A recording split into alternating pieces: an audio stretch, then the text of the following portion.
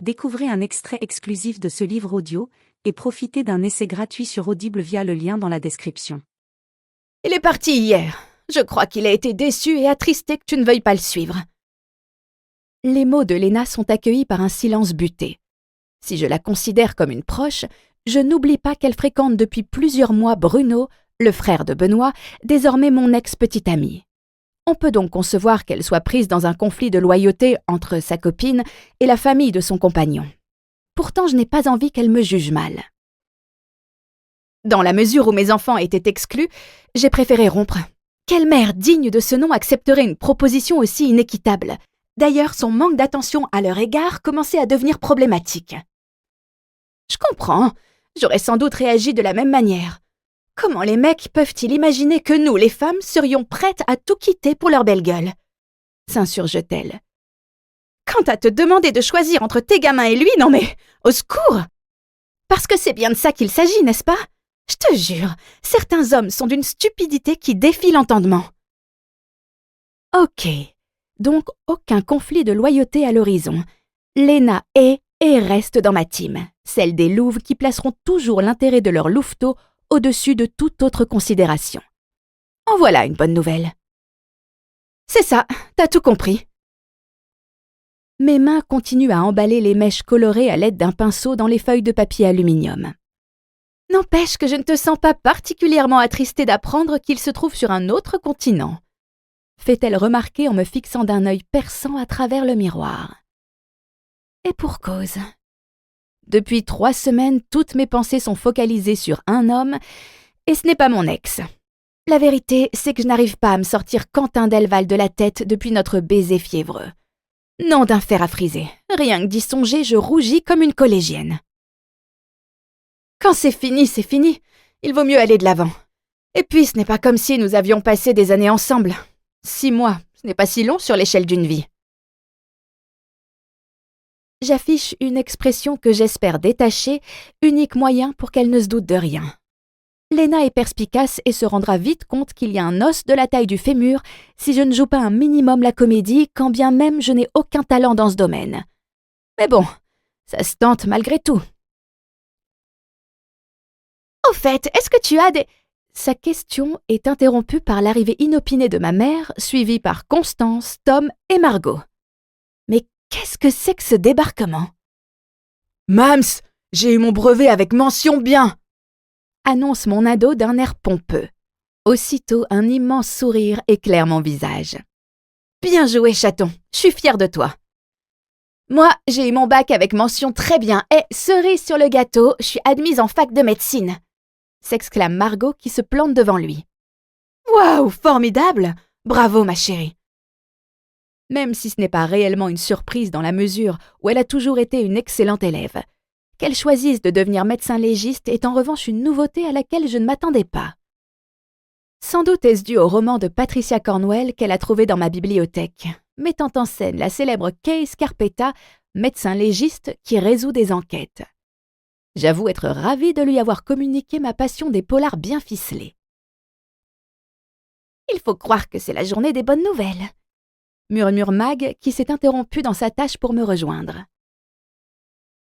Mila vient de m'envoyer un message pour m'annoncer qu'elle a également obtenu son bac avec mention très bien. Génial! Dis à ma filleule que je la félicite. Pour rappel, je suis la marraine de la fille de mon associé, tout comme elle est celle de Margot. Depuis la conclusion heureuse de sa belle histoire avec Sébastien Tellier, Mag ne touche plus terre. Le bonheur lui va d'ailleurs à ravir puisqu'elle n'a jamais été plus lumineuse et épanouie qu'en ce moment. Perso, leur romance dégoulinante de mièvrerie aurait tendance à me déprimer. La vérité, c'est que t'es une grosse jalouse, susurre l'agaçante petite voix intérieure. Jalouse peut-être, mais grosse certainement pas. Moi aussi, j'ai une super nouvelle qui mérite qu'on sabre le champagne. Enfin, le champomis en ce qui me concerne. Lance ma sœur en posant une main protectrice sur son bedon qui commence à prendre de l'ampleur. Ah bon? Et qu'est-ce qui est plus génial que mon brevet et le bac de l'autre morue? S'enquiert Tom avec sa délicatesse habituelle. Tu sais ce qu'elle te dit, la morue? S'exaspère aussitôt mon aîné, les poings sur les hanches et l'œil torve. Tom imite le bruit du poisson avec sa bouche, ce qui a le don de l'énerver. Pauvre Tanche, t'es plus con qu'un manche à balai et encore, lui, il a une utilité. D'ailleurs, qui a écrit qu'il ne fallait pas parler aux cons parce que ça les instruit? Ravie d'étaler ma culture, je ne peux m'empêcher de répondre. C'est dans un dialogue d'Audiard. Voilà, donc je te parle plus. Mieux, je te vois pas et j'ignore qui tu es. Bah, je suis peut-être très con, mais toi t'es un ton. Tu peux constater que même les cons savent faire des rimes. Rétorque-t-il aussitôt. Sentant une bonne grosse engueulade se profiler à l'horizon, je les rappelle immédiatement à l'ordre. Pas question qu'ils se shampouinent la tête devant ma clientèle. Bon, les enfants, vous n'allez pas recommencer. Aujourd'hui, c'est une belle journée, ne gâchez pas tout en vous disputant. Oui, parce que vous venez de couper mon effet d'annonce, intervient Constance. Alors, c'est quoi ta grande nouvelle? S'enquiert Mag avec curiosité. Belvedere Publishing m'a téléphoné ce matin. Ils souhaitent faire une offre pour ton roman et veulent te publier au printemps prochain, Léo. Un brusque silence accueille cette déclaration pour le moins inattendue. Même si mon entourage proche sait que j'écris à mes heures perdues, personne n'a jamais imaginé que cela pourrait déboucher sur un contrat d'édition. Leur surprise manifeste serait presque vexante si je n'étais pas enchantée par le travail de Constance, remarquable dans le rôle d'agent littéraire. Waouh! Fabuleux! Incroyable! Autour de moi, c'est une véritable explosion d'allégresse. Cache ta joie, Léopoldine, s'agace ma frangine. J'ai du mal à réaliser. Excuse-moi de me sentir dépassée. T'inquiète, je vais encore négocier pour qu'ils augmentent ton avaloir et peut-être aussi le pourcentage de tes droits. Paniquée à l'idée qu'elle puisse tout faire capoter en se montrant trop gourmande, je la toise les sourcils froncés. Tu penses vraiment être en position de force? C'est déjà formidable qu'ils veuillent de mes histoires. Laisse-moi gérer cet aspect de la question. C'est mon job. Je te signale que les éditeurs ne sont rien sans leurs auteurs. Alors, surtout, ne sois pas reconnaissante au point d'accepter toutes leurs conditions sans discuter. Oui, mais il y a tant d'écrivains en herbe qui rêvent d'être publiés. Belvedere est très enthousiaste. Ça vaut le coup d'essayer. Plus l'avance est importante, plus la maison d'édition se bouge le popotin pour mettre ton roman en avant, puisqu'il s'agit pour eux de rentrer dans leurs frais. C'est du business, Léo. C'est vrai que t'es particulièrement expérimenté dans ce domaine, fait remarquer Mag avec ironie. Moque-toi, mauvaise langue. En attendant, je suis avocate et les transactions, ça me connaît. Et puis, pas besoin d'avoir fait les grandes écoles pour comprendre le potentiel des polars de notre coiffeuse préférée. Ils sont drôles, emplis de suspense et incroyablement bien construits. Gênée par cette avalanche de compliments aussi surprenants que suspects, je me tourne vers Jocelyne, toujours silencieuse. Voilà qui est inhabituel, car en général, on n'entend qu'elle.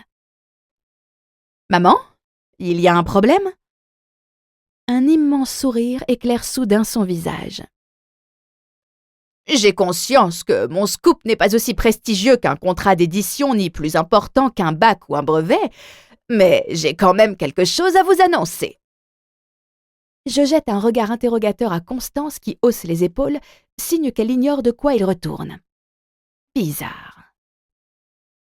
Nils Anderson était tellement content de son week-end à Valbourg qu'il nous convie à Londres pour assister à un colloque sur le roman policier en Europe. Hein? Quoi? Comment? Je savais bien que ça vous couperait la chic. Il a envoyé un mail ce matin pour me proposer d'inviter 10 personnes ayant œuvré pour le festival à un séjour en Angleterre. Et assez frais, s'il vous plaît. Livre audio complet gratuit disponible en description de cette vidéo.